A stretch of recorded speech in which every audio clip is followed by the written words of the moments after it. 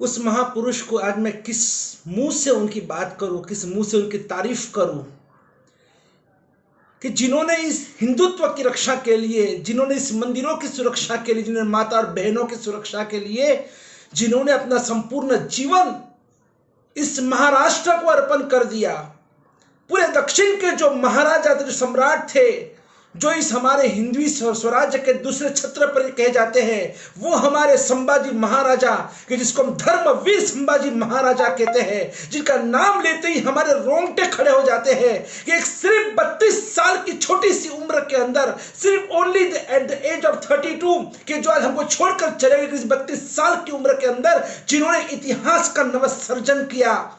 8 भाषाओं के जो ज्ञाता थे, जो संस्कृत के प्रकांड विद्वान पंडित थे, जिन्होंने बुद्धभूषण नाम का महाकाव्य जिन्होंने रचा, और इतना ही नहीं, इतनी स्त्रियां उनके पास या उनको समर्पित होने को तैयार थी, लेकिन फिर भी जिंदगी में एक ही जिन्होंने शादी की है और अपना पतिव्रत धर्म निभाया है। और ऐसे जो चरित्रधारी, महाचरित्रधारी थे, और ऐसे संभाजी, धर्मवीर संभाजी महाराजा को आज हम सब भूल गए हैं। हम सब ने उनके लिए, आज हम बहुत कृतज्ञ भाव से मैं कहना चाहता हूं कि हमने उनके प्रति हमने बहुत बड़ा एक अन्याय किया है।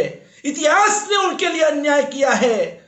32 साल की उम्र किसको कहते हैं? ये खाने पीने की, मौज मजाक की, भोग सुख की उम्र होती है। और ऐसे उम्र में उन्होंने अपने पिताश्री महाराजा शिवाजी का अनुकरण किया और उनके ही पद चिन्हों पर जो चले हैं। और ऐसे संभाजी महाराजा को औरंगजेब ने क्या नहीं उनके लिए, उनको खत्म करने के लिए क्या नहीं प्लानिंग किए।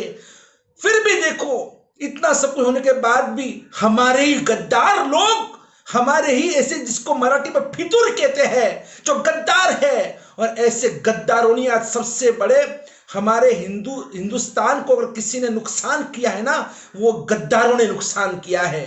ये विश्वासघातियों ने नुकसान किया है, कृतघ्न व्यक्तियों ने नुकसान किया है। और इसलिए मैं कहता हूं कि आज संभाजी महाराज को हम न्याय नहीं दे पाए, लेकिन आज मैं उनको याद करना चाहता हूं। कौन थे संभाजी महाराजा? मैंने बहुत सुंदर वो 4 पंक्तियां उनके लिए मैंने पढ़ी थी।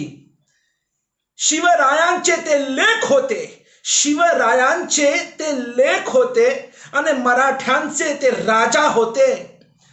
झुकले नाही कोणा समोर, मुघलांचे ते बाप होते।